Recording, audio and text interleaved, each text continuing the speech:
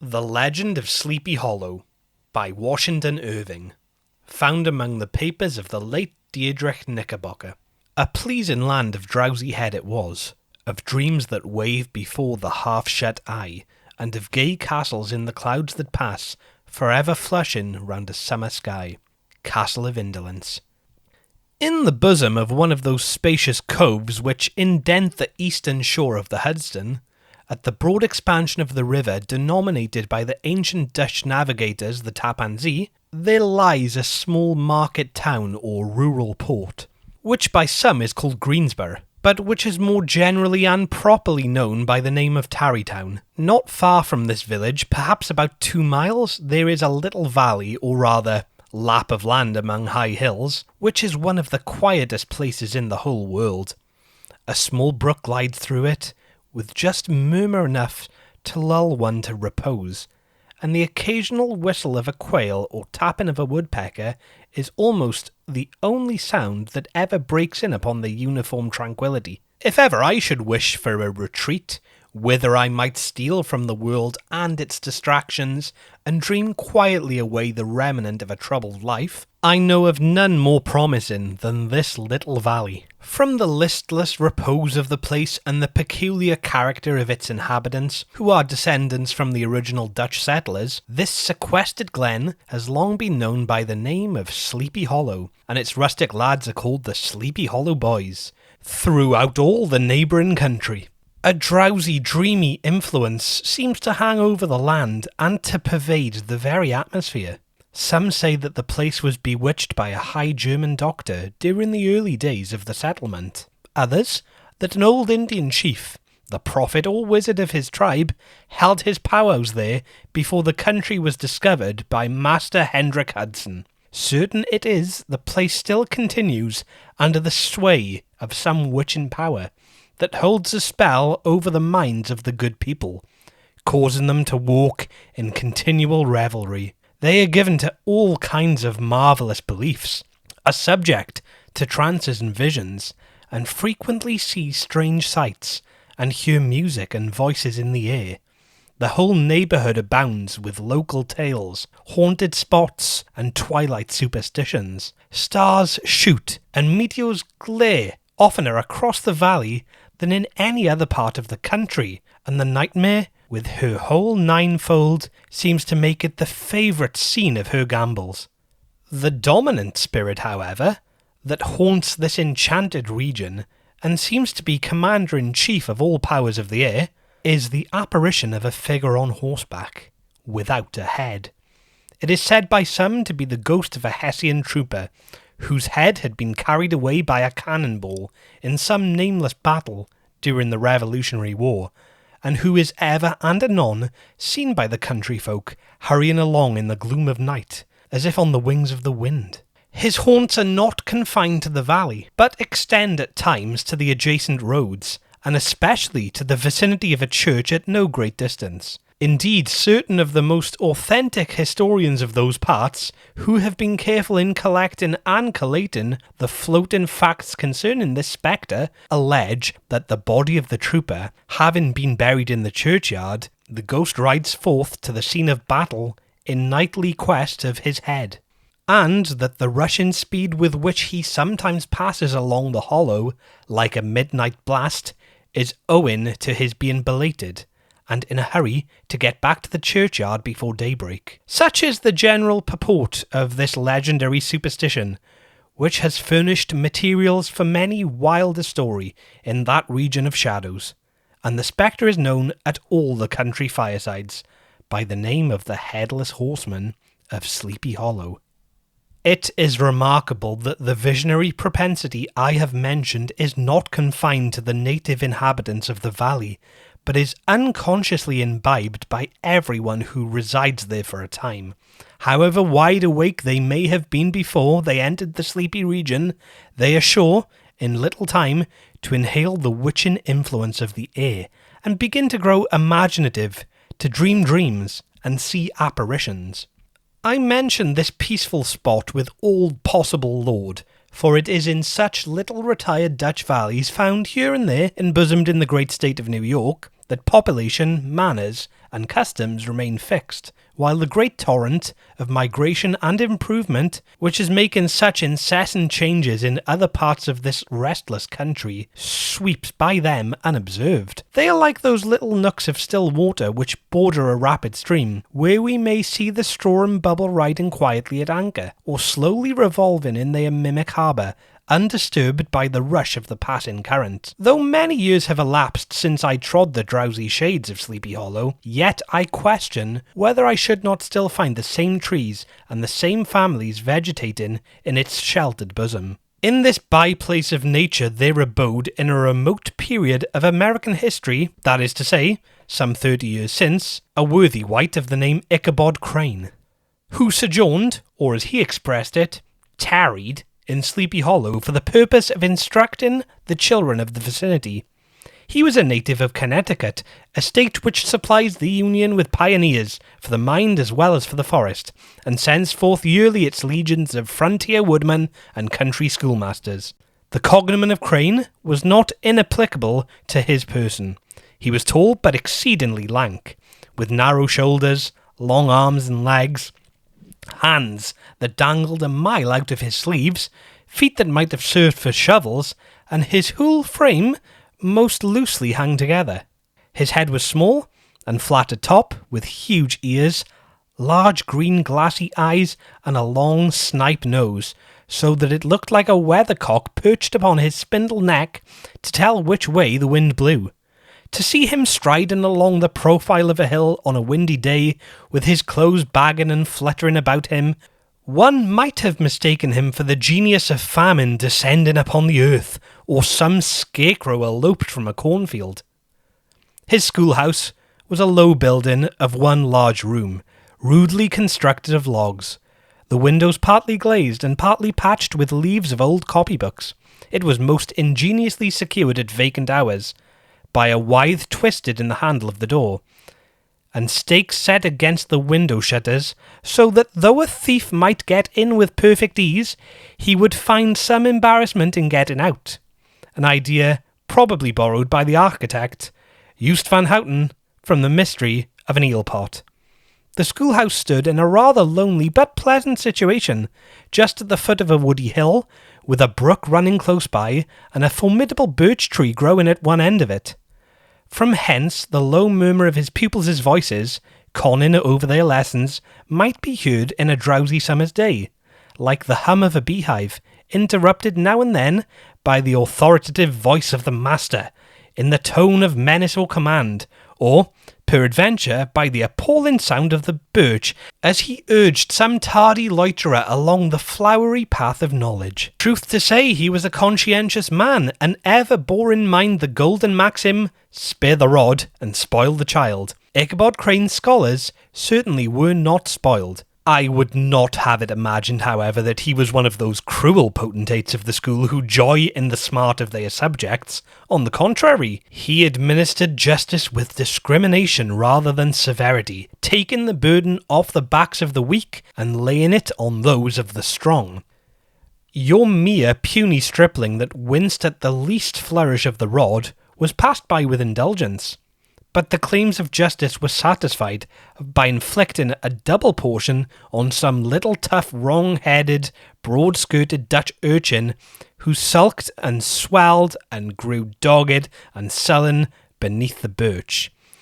All this he called doing his duty by their parents, and he never inflicted a chastisement without following it by the assurance, so consolatory to the smarting urchin, that he would remember it and thank him for it the longest day he had to live. When school hours were over, he was even the companion and playmate of the larger boys, and on holiday afternoons would convoy some of the smaller ones home, who happened to have pretty sisters, or good housewives for mothers, noted for the comforts of the cupboard. Indeed, it behooved him to keep on good terms with his pupils.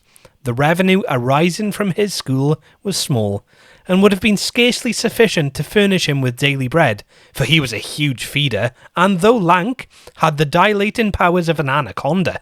But to help out his maintenance, he was, according to the country custom in those parts, boarded and lodged at the houses of the farmers whose children he instructed. With these he lived successfully a week at a time, thus going the rounds of the neighbourhood with all his worldly effects tied up in a cotton handkerchief. That all this might not be too onerous on the purses of his rustic patrons, who are apt to consider the costs of schooling a grievous burden, and the schoolmasters as mere drones, he had various ways of rendering himself both useful and agreeable. He assisted the farmers occasionally in the lighter labours of their farms, helped to make hay, mended the fences, took the horses to water, drove the cows from pasture, and cut the wood for winter fire. He laid aside, too, all the dominant dignity and absolute sway with which he lauded in his little empire, the school, and became wonderfully gentle and ingratiating. He found favour in the eyes of the mothers by petting the children, particularly the youngest, and like the lion bold, which whilom so magnanimously the lamb did hold, he would sit with the child on one knee and rock a cradle with his foot for whole hours together. In addition to his other vocations, he was the singing master of the neighbourhood and picked up many bright shillings by instructing the young folks in psalmody. It was a matter of no little vanity to him on Sundays to take his station in front of the church gallery with a band of chosen singers, where in his own mind he completely carried away the palm from the parson. Certain it is, his voice resounded far above all the rest of the congregation, and there are peculiar quavers still to be heard in that church, and which may even be heard half a mile off, quite to the opposite side of the mill pond on a still Sunday morning, which is said to be legitimately descended from the nose of Ichabod Crane. Thus, by divers little makeshifts in that ingenious way which is commonly denominated by hook and by crook, the worthy pedagogue got on tolerably enough, and was thought by all who understood nothing of the labour of headwork to have a wonderfully easy life of it. The schoolmaster is generally a man of some importance in the female circle of a rural neighbourhood, being considered a kind of idol, gentleman-like personage of vastly superior taste and accomplishments to the rough country swains, and indeed inferior in learning only to the parson. His appearance, therefore, is apt to occasion some little stir at the tea-table of a farmhouse, and the addition of a supplementary dish of cakes or sweetmeats, or peradventure the parade of a silver teapot.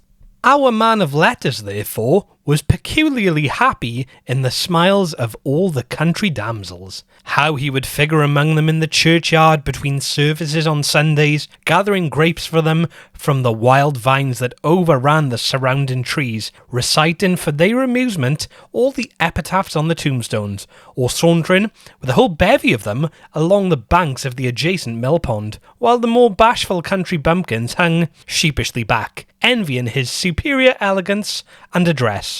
From his half-itinerant life, he was also a kind of travelling gazelle, carrying the whole budget of local gossip from house to house, so that his appearance was always greeted with satisfaction.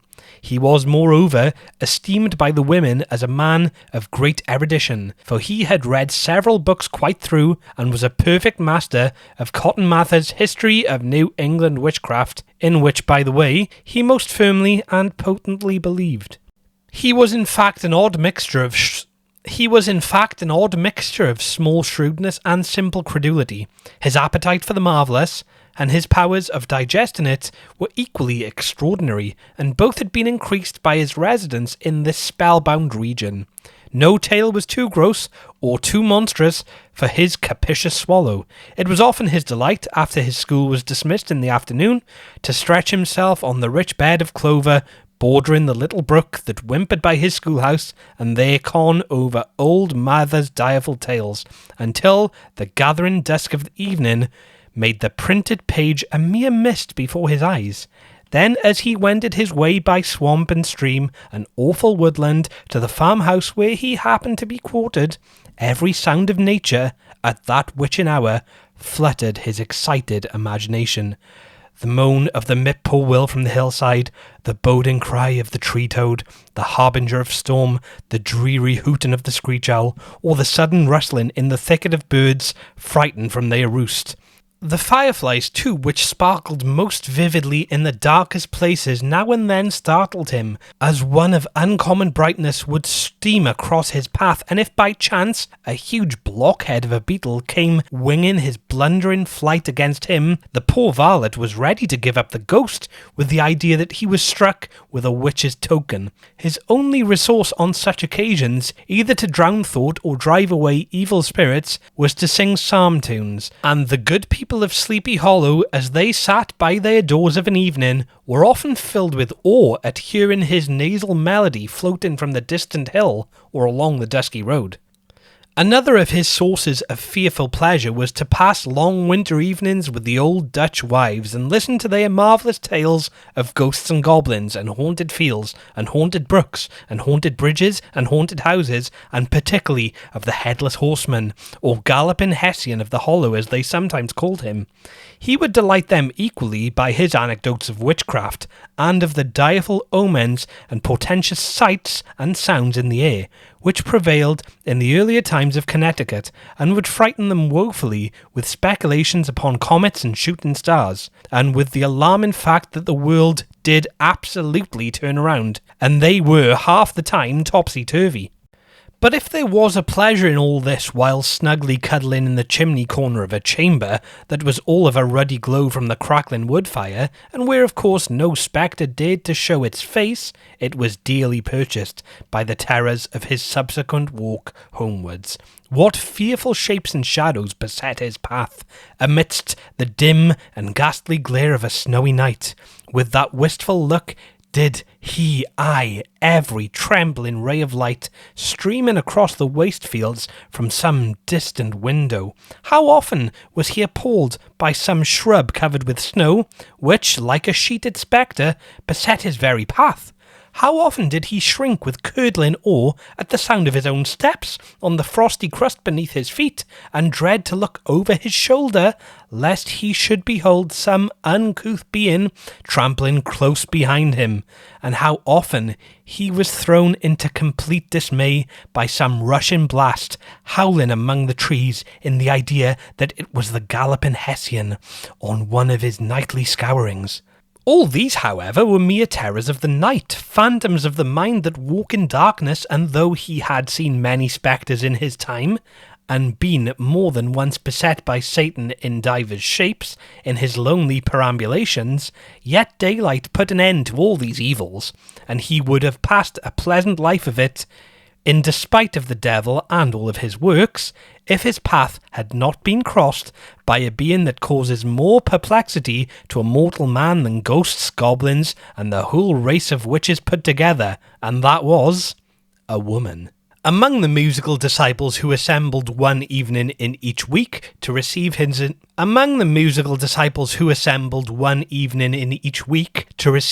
instructions in psalmody was Katrina Van Tassel, the daughter and only child of a substantial Dutch farmer. She was a blooming lass, and universally famed not merely for her beauty, but her vast expectations. She was a withal of a little of a coquette, as might be perceived even in her dress, which was a mixture of ancient and modern fashions, as most suited to set off her charms. She wore the ornaments of pure yellow gold which her great-great-grandmother had brought over from Saddam, the tempting stomacher of the olden time, and withal a provokingly short petticoat to display the prettiest foot and ankle in the country round. Ichabod Crane had a soft and foolish heart towards the sex, and it is not to be wondered at that so tempting a morsel soon found favour in his eyes, more especially after he had visited her in her paternal mansion. Old Bultus Van Tassel was a perfect picture of a thriving, contented, liberal-hearted farmer. He seldom, it is true, sent either his eyes or his thoughts beyond the boundaries of his own farm, but within those everything was snug, happy, and well-conditioned. He was satisfied with his wealth, but not proud of it, and piqued himself upon the hearty abundance rather than the style in which he lived. His stronghold was situated on the banks of the Hudson, in one of those green, sheltered, fertile nooks in which the Dutch farmers are so fond of nestling. A great elm tree spread its broad branches over it, at the foot of which bubbled up a spring of the softest and sweetest water. Hard by the farmhouse was a vast barn that might have served for a church, every window and crevice of which seemed bursting forth with the treasures of the farm. The flail was busily resounding within it from morning to night. Swallows and martins skimmed, twittering about the eaves, and rows of pigeons, some with one eye turned up as if watching the weather, some with their heads under their wings or buried in their bosoms, and others swelling and cooing and bowing about their dames, were enjoying the sunshine of the roof.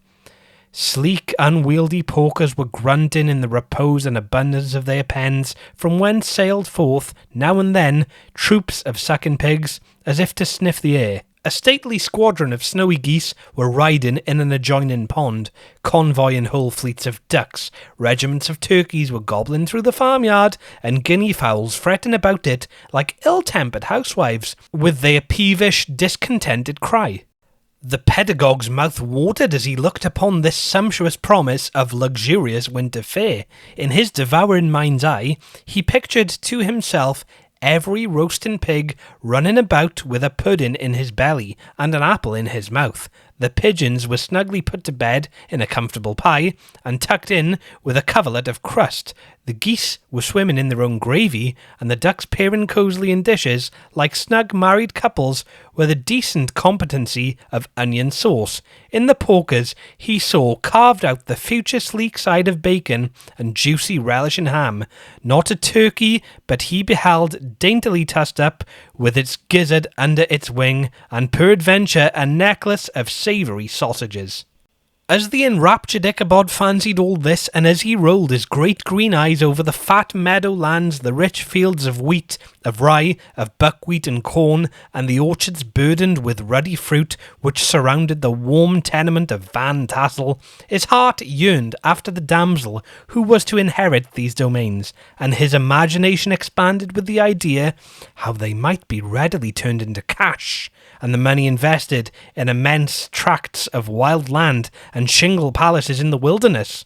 Nay, his busy fancy already realized his hopes, and presented to him Katrina, with a whole family of children, mounted on the top of a wagon loaded with household trumpery, with pots and kettles dangling beneath, and he beheld himself bestriding a pacing mare, with a colt at her heels, setting out for Kentucky, Tennessee, or the Lord knows where. When he entered the house, the conquest of his heart was complete. From the moment Ichabod laid his eyes upon the regions of delight, the peace of his mind was at an end, and his only study was how to gain the affections of the peerless daughter of Van Tassel. In this enterprise, however, he had more real difficulties than generally fell to the lot of a knight-errant of yore, who seldom had anything but giants, enchanters, fiery dragons, and such like easily conquered adversaries to contend with. Ichabod, on the contrary, had to win his way to the heart of a country coquette, beset with a labyrinth of whims and caprices, which were forever presenting new difficulties and impediments, and he had to encounter a host of fearful adversaries of real flesh and blood, the numerous rustic admirers who beset every portal to her heart, keeping a watchful and angry eye upon each other, but ready to fly out in the common cause against any new competitor. Among these, the most formidable was a burly, roaring, roistering blade of the name of Abraham, or, according to the Dutch abbreviation, Brom van Brunt, the hero of the country round, which rang with his feats of strength and hardihood. He was broad-shouldered and double-jointed, with short curly black hair, and a bluff but not unpleasant countenance, having a mingled air of fun and arrogance. From his Herculean frame and great powers of limb, he had received the nickname of Brom Bones, by which he was universally known. He was famed for great knowledge and skill in horsemanship, being as dexterous on horseback as a Tartar.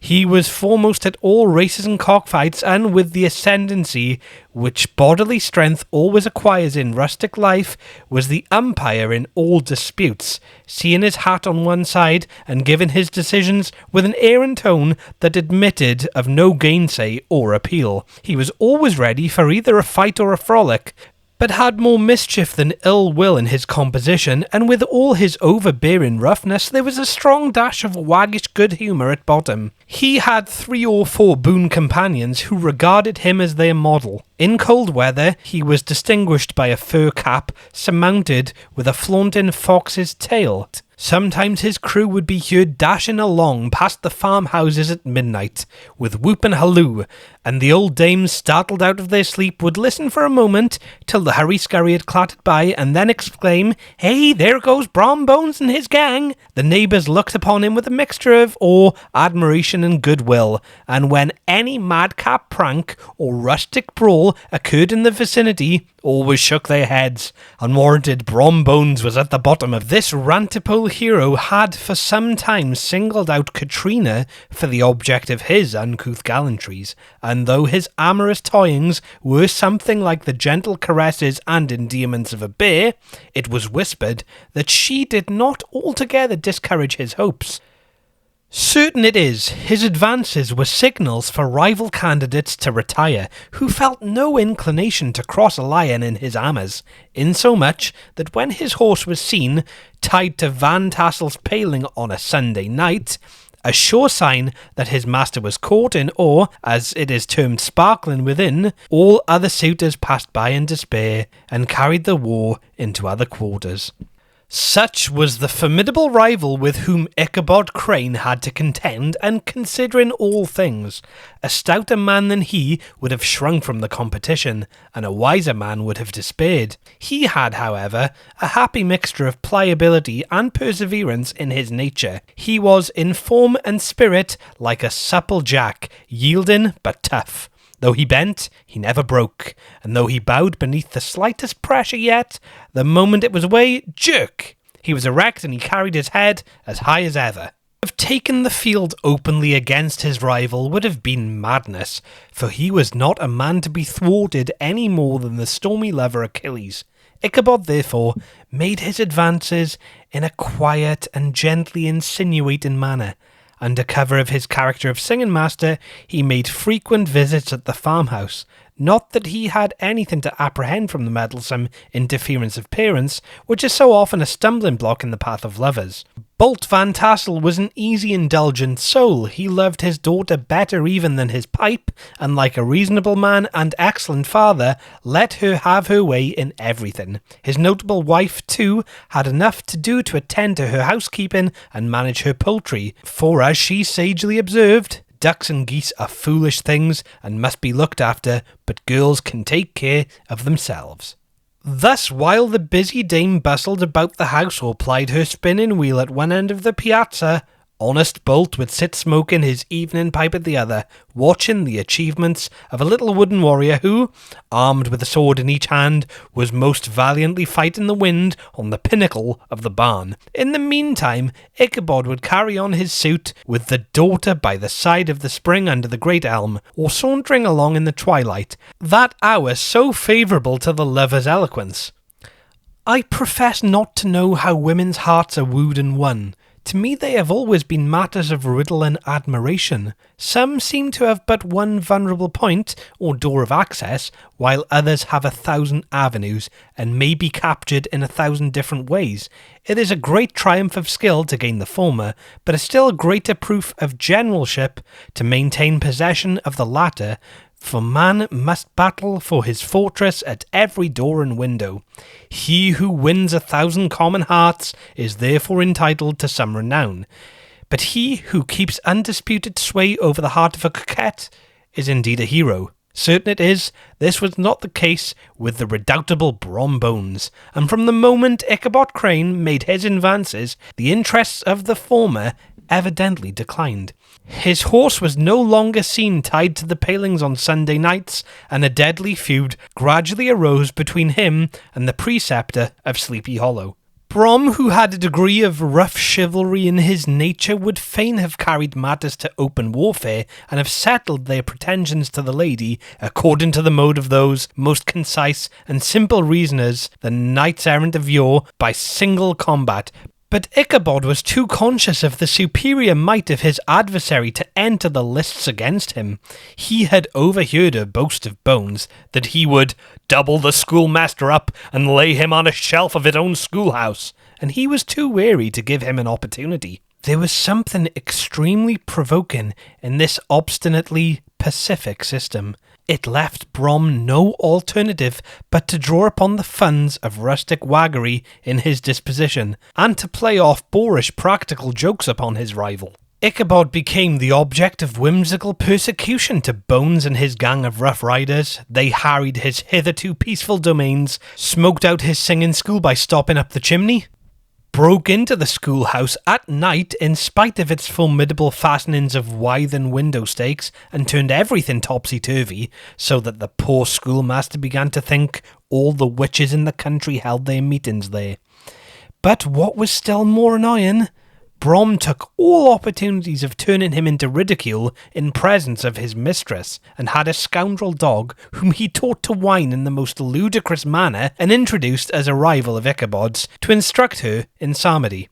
In this way matters went on for some time, without producing any material effect on the relative situations of the contending powers.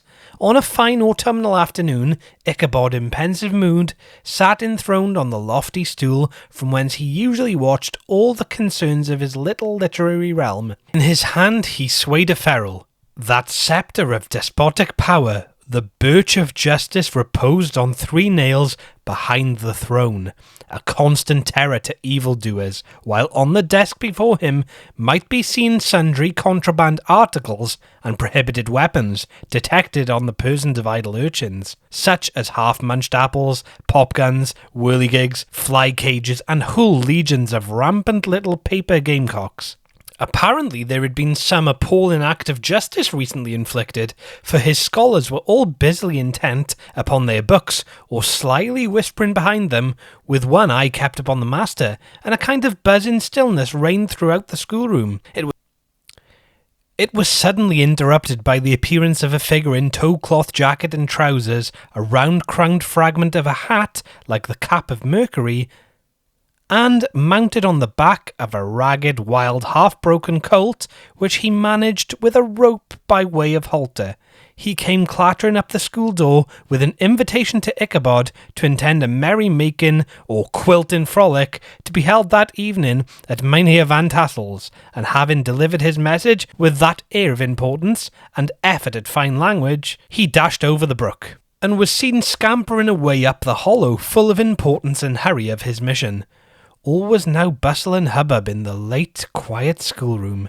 The scholars were hurried through their lessons without stopping at trifles. Those who were nimble skipped over half with impunity, and those who were tardy had a smart application now and then in the rear to quicken their speed or help them over a tall word. Books were flung aside without being put away on the shelves, inkstands were overturned, benches thrown down, and the whole school was turned loose an hour before the usual time, bursting forth like a legion of young imps, yelping and racketing about the green in joy at their early emancipation. The gallant Ichabod now spent at least an extra half-hour at his toilet, brushing and furbishing up his best, and indeed only suit of rusty black, and arranging his looks by a bit of broken looking-glass that hung up in the schoolhouse. That he might make his appearance before his mistress in the true style of a cavalier, he borrowed a horse from the farmer with whom he was domiciliated, a choleric old Dutchman of the name of Hans van Ripper, and thus gallantly mounted, issued forth like a knight-errant in quest of adventures. But it is meet I should, in the true spirit of romantic story, give some account of the looks and equipments of my hero and his steed. The animal he bestrode was a broken-down plough-horse that had outlived almost everything but its viciousness. He was gaunt and shagged with a ewe neck and a head like a hammer. His rusty mane and tail were tangled and knotted with burrs. One eye had lost its pupil and was glaring and spectral, but the other had the gleam of a genuine devil in it. Still, he must have had fire and metal in his day, if we may judge him from the name he bore of Gunpowder. he had in fact been a favourite steed of his master's, the choleric Van Ripper, who was a furious rider and had infused, very probably, some of his own spirit into the animal, for, old and broken down as he looked, there was more of the lurking devil in him than in any young filly in the country. Ichabod was a suitable figure for such a steed. He rode with short stirrups, which brought his knees nearly up to the pommel of the saddle. His sharp elbows stuck out like grasshoppers'. He carried his whip perpendicularly in his hand like a sceptre, and as his horse jogged on, the motion of his arms was not unlike the flapping of a pair of wings. A small wool hat rested on the top of his nose, for his scanty strip of forehead might be called, and the skirts of his black coat fluttered out almost to the horse's tail. Such was the appearance of Ichabod and his steed as they shambled out of the gate of Hans Van Ripper, and it was altogether such an apparition as is seldom to be met with in broad daylight. It was, as I have said, a fine autumnal day. The sky was clear and serene, and nature wore that rich and golden livery which we always associate with the idea of abundance. The forests had put on their sober brown and yellow, while some trees of the tenderer kind had been nipped by the frosts into brilliant dyes of orange, purple, and scarlet. Streaming files of wild ducks began to make their appearance high in the air. The bark of the squirrel might be heard from the groves of beech and hickory nuts, and the pensive whistling from the quail at intervals from the neighbouring stubble field. The small birds were taking their farewell banquets. In the fullness of their revelry they fluttered, chirping and frolicking from bush to bush and tree to tree, capricious from the very profusion and variety around them. There was the honest cock-robin, the favourite game of the stripling sportsman, with its loud and querulous note, and the twittering blackbirds flying in sable clouds, and the golden-winged woodpecker with his crimson crest, and the cedar bird with its red-tipped wings and yellow-tipped tail, and the blue jay in its light blue coat and white underclothes, screaming and chattering, nodding and bobbing and bowing, and pretending to be on good terms with every songster of the grove. As Ichabod jogged slowly on his way, his eye ever open to every symptom of culinary abundance, ranged with delight over the treasures of jolly autumn. On all sides he beheld vast store of apples, some hanging in oppressive opulence on the trees, some gathered into baskets and barrels for the market, others heaped up in rich piles for the cider press. Further on he beheld great fields of corn, with its golden ears, holding out the promise of cakes and hasty pudding, and the yellow pumpkins lying beneath them, giving ample prospects of the most luxurious of pies. And anon he passed the fragrant buckwheat fields, breathing the odour of the beehive, and as he beheld them, soft anticipation stole over his mind of dainty slapjacks, well buttered and garnished with honey or treacle by the delicate dimpled hand of Katrina Van Tassel. Thus feeding his mind with many sweet thoughts and sugared suppositions, he journeyed along the sides of a range of hills which look out upon some of the goodliest scenes of the mighty Hudson. It was toward evening that Ichabod arrived at the castle of the Heer Van Tassel, which he found thronged with pride and flower of the adjacent country, old farmers, a spare leathern-faced race, in homespun coats and breeches, blue stockings, huge shoes, and magnificent pewter buckles. They are brisk, withered dames in close-crimped caps, long-waisted short gowns, homespun petticoats with scissors and pincushions, and calico pockets hanging on the outside. Buxom lasses, almost as antiquated as their mothers, excepting wear a straw hat, a fine ribbon, or perhaps a white frock, gave symptoms of city innovation. The sons in short, square-skirted coats, with rows of stupendous brass buttons, and their hair generally queued in the fashion of the times, especially if they could procure an eel-skin for the purpose, it being esteemed throughout the country as a potent nourisher and strengthener of the hair. Brom Bones, however, was the hero of the scene.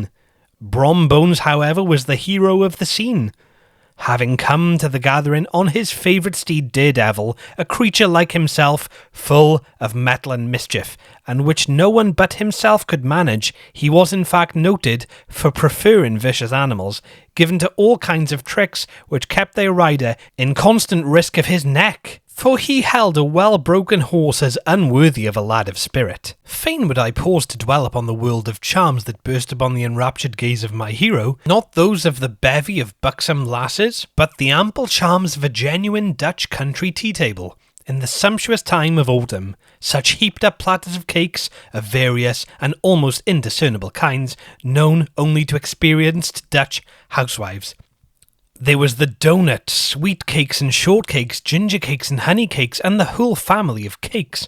And there were apple pies and peach pies and pumpkin pies, besides slices of ham and smoked beef, and moreover, delectable dishes of preserved plums and peaches and pears and quinces, not to mention broiled shad and roasted chickens, together with bowls of milk and cream, all mingled higgledy-piggledy, pretty much as I have enumerated them, with the motherly teapot sending up its clouds of vapour from the mist. Heaven bless the mark! I want breathe and time to discuss this banquet as it deserves, and am eager to get on with my story.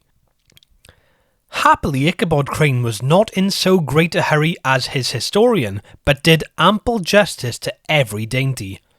He was a kind and thankful creature, whose heart dilated in proportion as his skin was filled with good cheer, and whose spirits rose with eating, as some men's do with drink. He could not help, too, rolling his large eyes round him as he ate, and chuckling with the possibility he might one day be lord of all this scene of almost unimaginable luxury and splendour.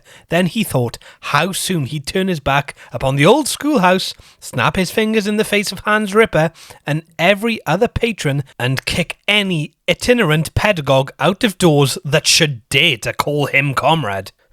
Old Baltus Van Tassel moved about among his guests with a face dilated with content and good humour, round and jolly as the harvest moon. His hospitable attentions were brief but expressive, being confined to a shake of the hand, a slap on the shoulder, a loud laugh, and a pressing invitation to fall to and help themselves. And now the sound of the music from the common room or hall summoned to the dance. Ichabod prided himself upon his dancing as much as upon his vocal powers. Not a limb, not a fibre about him was idle, and to have seen his loosely hung frame in full motion and clattering about the room, you would have thought that the blessed patron of the dance was figuring before you in person. The lady of his heart was his partner in the dance, and smiling graciously in reply to all his amorous oglings, while Brom Bones, sorely smitten with love and jealousy, sat brooding by himself in one corner. When the dance was at an end, Ichabod was attracted to a knot of folks who, with old Van Tassel, sat smoking at one end of the piazza, gossiping over former times and drawing out long stories about the war. This neighbourhood at the time of which I am speaking was one of those highly favoured places which abound with chronicle and great men. The British and American line had run near it during the war. It had therefore been the scene of marauding and infested with cowboys and all kinds of border chivalry. Just sufficient time had elapsed to enable each storyteller to dress up his tale with a little becoming fiction and the indistinctness of his recollection, to make himself the hero of every exploit. But all these tales were nothing to the tales of ghosts and apparitions that succeeded. The neighbourhood is rich in legendary treasures of the kind.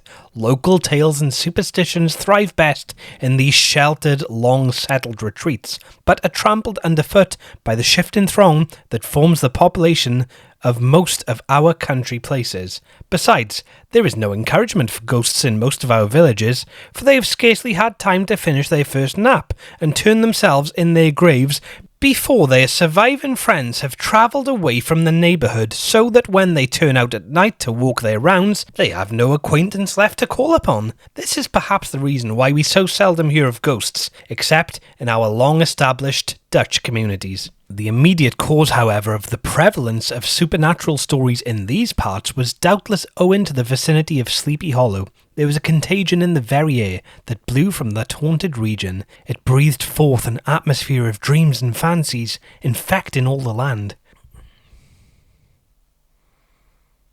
Several of the Sleepy Hollow people were present at Van Tassel's and, as usual, were doing out their wild and wonderful legends. Many dismal tales were told about funeral trains and mourning cries and wailings heard and seen about the great tree where the unfortunate Major Andre was taken and which stood in the neighbourhood. Some mention was made also of the woman in white that haunted the dark glen at Raven Rock and was often heard to shriek on a winter's night before a storm, having perished there in the snow. The chief part of the stories, however, turned up on the favourite spectre of Sleepy Hollow.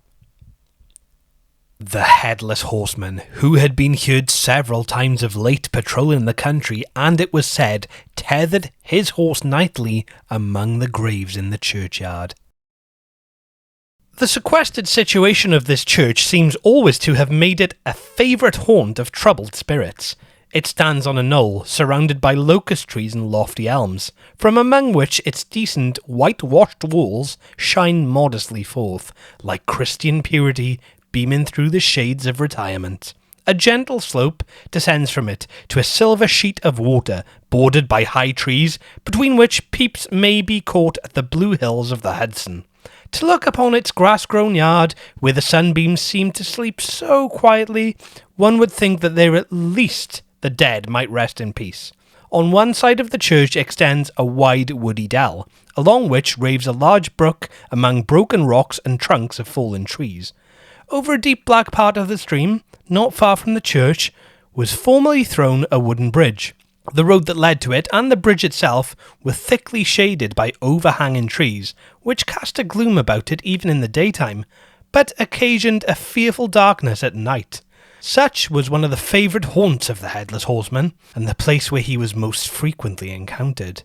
The tale was told of old Brower, a most heretical disbeliever in ghosts, how he met the horseman returning from his foray into Sleepy Hollow, and was obliged to get up behind him, how they galloped over bush and brake, over hill and swamp, until they reached the bridge, when the horseman suddenly turned into a skeleton, threw old Brower into the brook, and sprang away over the treetops with a clap of thunder. This story was immediately matched by a thrice marvellous adventure of Brom Bones, who made light of the galloping Hessian as an arrant jockey. He affirmed that on returning one night from a neighbouring village of Sing Sing, he had been overtaken by this midnight trooper, that he offered a race with him for a bowl of punch, and should have won it too, for Daredevil beat the goblin horse all hollow. Just as they came to the church bridge, the Hessian bolted and vanished in a flash of fire.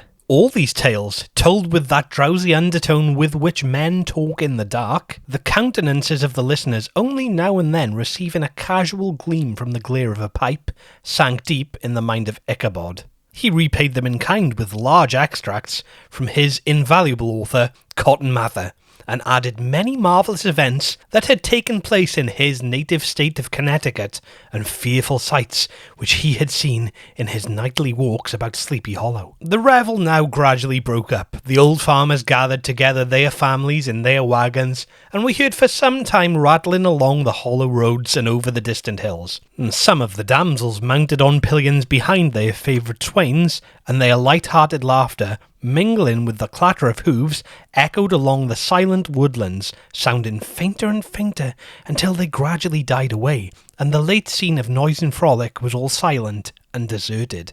Ichabod only lingered behind, according to the custom of country lovers, to have a tete-a-tete with the heiress, fully convinced that he was now on the high road to success. What passed at this interview I will not pretend to say, for in fact I do not know.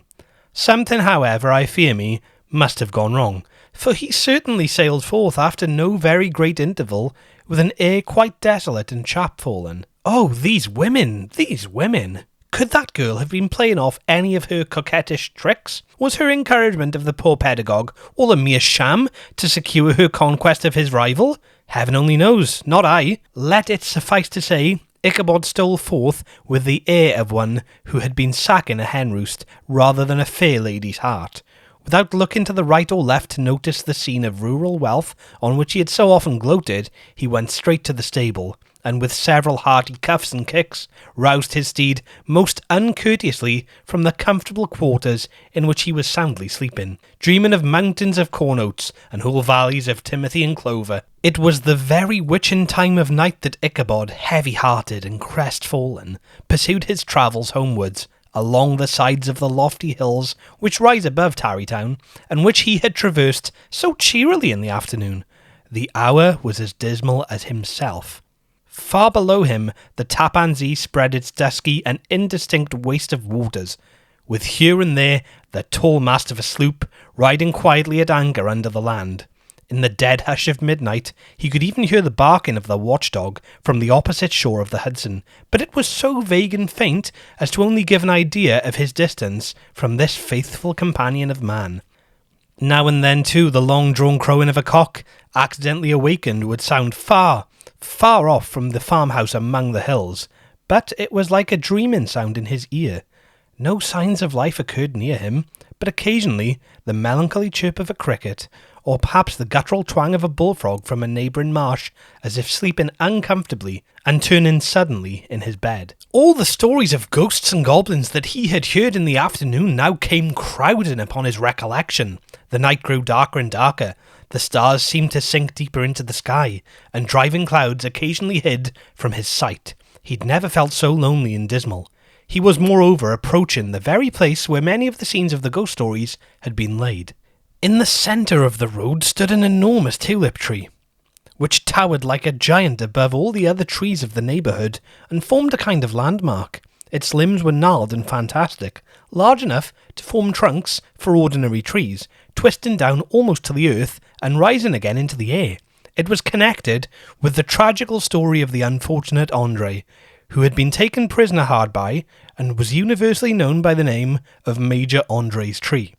The common people regarded it with a mixture of respect and superstition, partly out of sympathy for the fate of its ill-starred namesake, and partly from the tales of strange sights and doleful lamentations told concerning it. As Ichabod approached the fearful tree, he began to whistle. He thought his whistle was answered. It was but a blast sweeping sharply through the dry branches. As he approached a little nearer, he thought he saw something white hanging in the midst of the tree. He paused and ceased whistling, but, on looking more narrowly, perceived that it was a place where the tree had been scathed by lightning, and the white wood laid bare.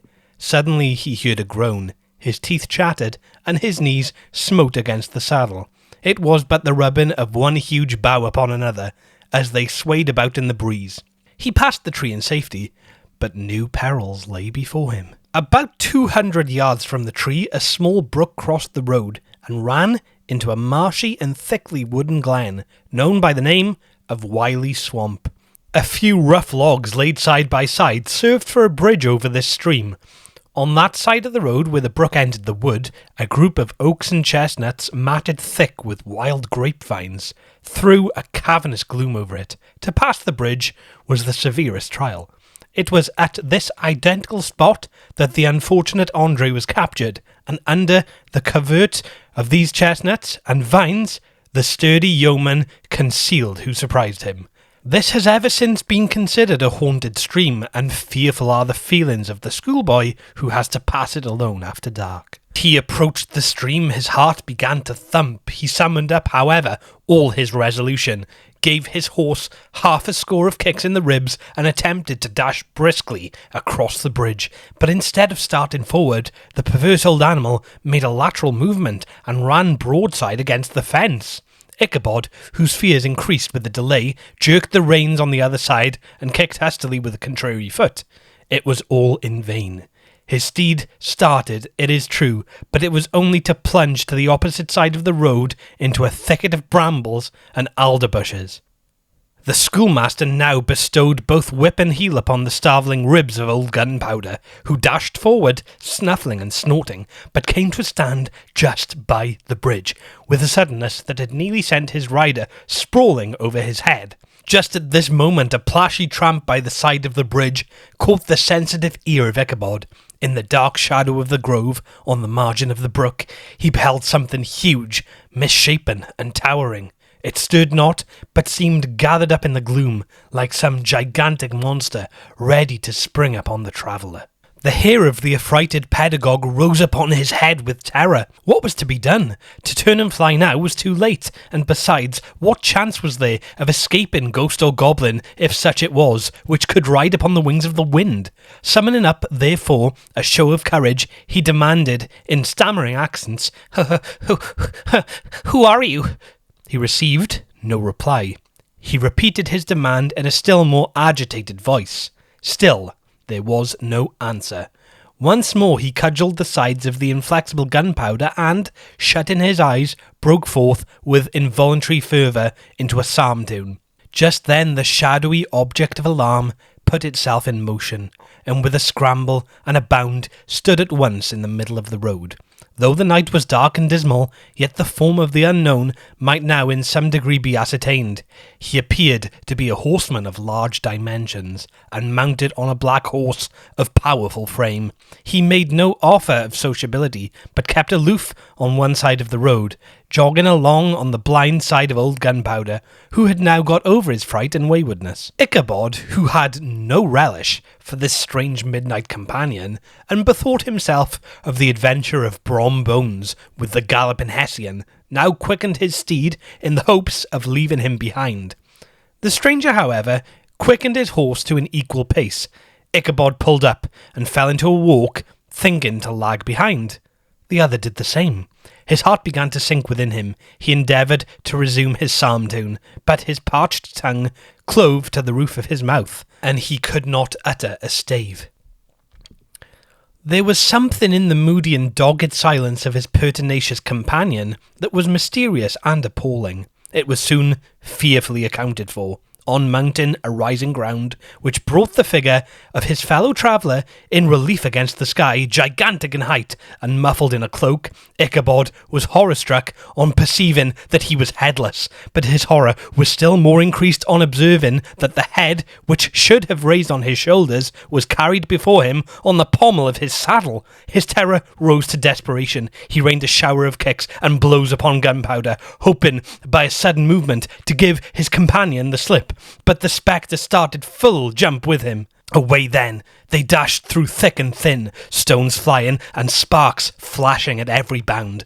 Ichabod's flimsy garments fluttered in the air as he stretched his long, lank body away over his horse's head in the eagerness of his flight.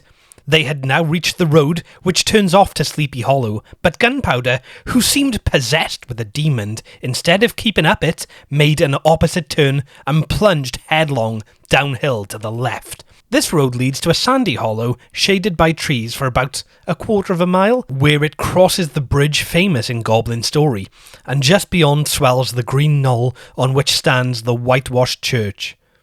As yet the panic of the steed had given his unskilful rider an apparent advantage in the chase, but just as he got halfway through the hollow, the girths of the saddle gave way, and he felt it slipping from under him. He seized it by the pommel and endeavoured to hold it firm, but in vain, and had just time to save himself by clasping old Gunpowder around the neck when the saddle fell to the earth, and he heard it trampled underfoot by his pursuer. For a moment the terror of Hans Van Ripper's wrath passed across his mind, for it was his Sunday saddle. But this was no time for petty fears. The goblin was hard on his haunches, and, unskilful the rider that he was, he had much ado to maintain his seat, sometimes slipping on one side, sometimes on another, and sometimes jolted on the high ridge of the horse's backbone, with a violence that he verily feared would cleave him asunder. An opening in the trees now cheered him with the hopes that the church bridge was at hand. The wavering reflection of a silver star in the bosom of the brook told him that he was not mistaken. He saw the walls of the church dimly glaring under the trees beyond. He recollected the place where Brom Bones's ghostly competitor had disappeared. "If I can but reach that bridge," thought Ichabod, "I am safe." Just then he heard the black steed panting and blowing close behind him. He even fancied that he felt his hot breath. Another convulsive kick in the ribs, and old Gunpowder sprang up on the bridge. He thundered over the resounding planks. He gained the opposite side, and now Ichabod cast a look behind to see if his pursuer should vanish, according to rule, in a flash of fire and brimstone. Just then he saw the goblin rising in his stirrups, and in the very act of hurling his head at him. Ichabod endeavoured to dodge the horrible missile, but too late. It encountered his cranium with a tremendous crash. He was tumbled headlong into the dust, and Gunpowder the black steed and the goblin rider passed by like a whirlwind. The next morning the old horse was found without his saddle, and with the bridle under his feet, soberly cropping the grass at his master's gate. Ichabod did not make his appearance at breakfast. Dinner hour came, but no Ichabod. The boys assembled at the schoolhouse and strolled idly about the banks of the brook, but no schoolmaster. Hans Van Ripper now began to feel some uneasiness about the fate of poor Ichabod and his saddle. An inquiry was set on foot, and after diligent investigation, they came upon his traces. In one part of the road leading to the church was found the saddle trampled in the dirt, the tracks of horses' hooves, deeply dented in the road, and evidently at furious speed, were traced to the bridge, beyond which, on the bank of the broad part of the brook, where the water ran deep and black, was found the hat of the unfortunate Ichabod, and close beside it, a shattered pumpkin. The brook was searched, but the body of the schoolmaster was not to be discovered. Hans Van Ripper, as executor of his estate, examined the bundle which contained all his worldly effects. They consisted of 2 shirts and a half, 2 stocks for the neck, a pair of 2 worsted stockings, an old pair of corduroy small clothes, a rusty razor, a book of psalm tunes full of dog's ears, and a broken pitch pipe. As to the books and furniture of the schoolhouse, they belonged to the community, except in Cotton Mather's History of Witchcraft, a New England almanac, and a book of dreams and fortune-telling, in which last was a sheep of foolscap, much scribbled and blotted in several fruitless attempts to make a copy of verses in honour of the heiress of Van Tassel. These magic books, and the poetic scroll, were forthwith consigned to the flames by Hans Van Ripper, who, from that time forward, determined to send his children no more to school, observing that he never knew any good come of this same reading and writing. Whatever money the schoolmaster possessed, and he had received his quarter's pay but a day or 2 before, he must have had about his person at the time of his disappearance. The mysterious event caused much speculation at the church on the following Sunday. Knots of gazers and gossips were collected in the churchyard at the bridge and at the spot where the hat and pumpkin had been found. The stories of Brower, of Bones, and a whole budget of others were called to mind, and when they had diligently considered them all and compared them with the symptoms of this present case, they shook their heads and came to the conclusion that Ichabod had been carried off by the galloping Hessian. As he was a bachelor and in nobody's debt, nobody troubled his head any more about him. The school was removed to a different quarter of the hollow, and another pedagogue reigned in his stead. It is true an old farmer who had been down to New York on a visit several years after, and from who this account of the ghostly adventure was received, brought home the intelligence that Ichabod Crane was still alive, that he had left the neighbourhood partly through fear of the goblin and Hans Van Ripper, and partly in mortification at having been suddenly dismissed by the heiress, that he had changed his quarters to a distant part of the country, had kept school and studied law at the same time, had been admitted to the bar, turned politician, election he had written for the newspapers, and finally had been made a justice of the £10 court. Brombones too, who shortly after his rival's disappearance conducted Katrina in triumph to the altar, was observed to look exceedingly knowing whenever the story of Ichabod was related, and always burst into a hearty laugh at the mention of the pumpkin, which led some to suspect that he knew more about the matter than he chose to tell. The old country wives, however, who are the best judges of these matters, maintain to this day that Ichabod was spirited away by supernatural means, and it is a favourite story often told about the neighbourhood round the winter evening fire. The bridge became more than ever an object of superstitious awe, and that may be the reason why the road has been altered of late years, so as to approach the church by the border of the mill pond. The schoolhouse being deserted soon fell to decay and was reported to be haunted by the ghost of the unfortunate pedagogue, and the ploughboy, loitering homeward of a still summer evening, has often fancied his voice at a distance, chanting a melancholy psalm tune among the tranquil solitudes of Sleepy Hollow.